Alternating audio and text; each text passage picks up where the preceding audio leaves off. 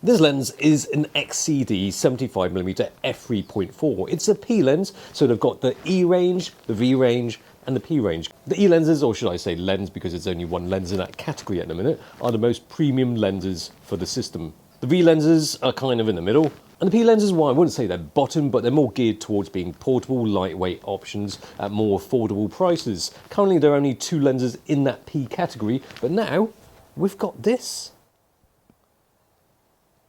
I like that they're expanding the P range of lenses, and there are a couple of reasons for that. First of all, the camera bodies that these XCD lenses mount on are quite thin. The X2D is crazy thin considering the size of the sensor within. In fact, it's thin for any mirrorless camera. Then there's the 907X and CFV combo, which is much smaller. I mean, the body, small and lightweight. Not like the old medium format camera bodies, which have quite a bit of heft to it. Mirrorless means medium format bodies can be smaller and lighter, but that hasn't really had any effect on the size of medium format lenses. The P lenses are where it's at if you don't want too much up front. And with the 75, it's 45% lighter and 24% shorter than the XCD 65. You want it to be balanced. You know, when you take the lens hood off, you don't want too much weight. This 75mm is just 398 grams. That's lighter than some full-frame mirrorless lenses. Anything heavier, bigger, that'd be flopping like that. With the X2D you can have it smack bang against your face, and the old school V system method, it keeps the camera closer to your body. With the 907X you have to hold it a little bit further away, so if you want to keep things stable with a secure grip, this 75 feels perfectly balanced. And the other two lenses are 28mm and 45mm, so kind of equivalent to a wide and slightly wide standard. But now this 75mm P lens, it will please those looking for a 15mm, a standard lens, or those that are looking for a portrait lens in something that is not too big and heavy.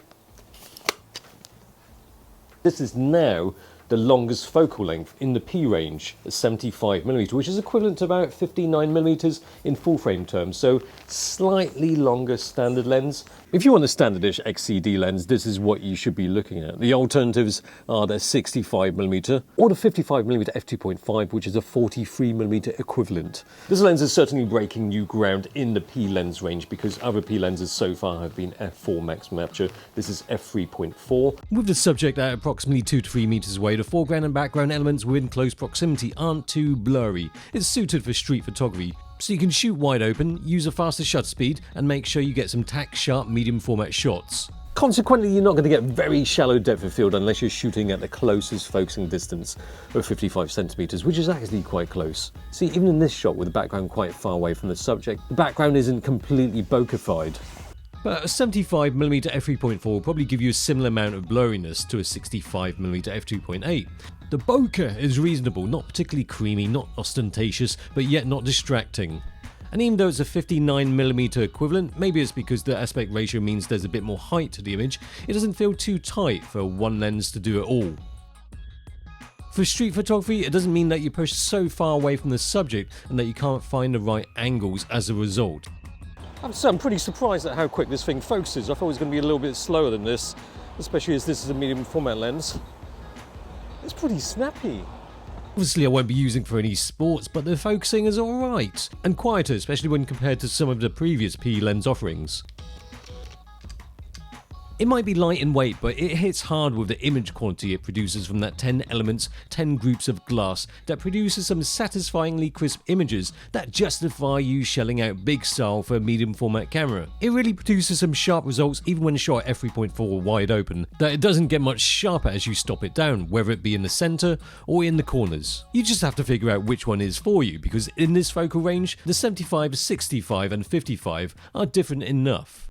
But if it's going to be a choice between the 55mm and the 75mm, which I would make it between these two lenses, unless you need a distance scale for manual focusing and don't mind the slow maximum aperture, you could save a lot of money by going for this. And that brings me to the second crucial thing about this new lens. It's cheap. Well, it's not that cheap, it's still a couple of G, but it's a third less than the 55mm lens. For Hasselblad, there really needs to be more affordable lenses, relatively more affordable lenses, because it'll bring more people to the system. Not everybody can afford to buy an expensive camera and a load of expensive lenses. This focal length is great for people shots, and I'm glad that this kind of focal length is now available as a P lens, because P lenses, they've got the performance, they've got the image quality, but they're small and lightweight. But best of all, they don't have the big prices that are normally associated with medium format lenses. And what's not to like about that? And if you've splashed out on a fancy blad, then certainly the 75p could serve you well as your only lens, especially if you like doing people shots. It just strikes a really nice balance for price, for performance, and, well, for actual balance.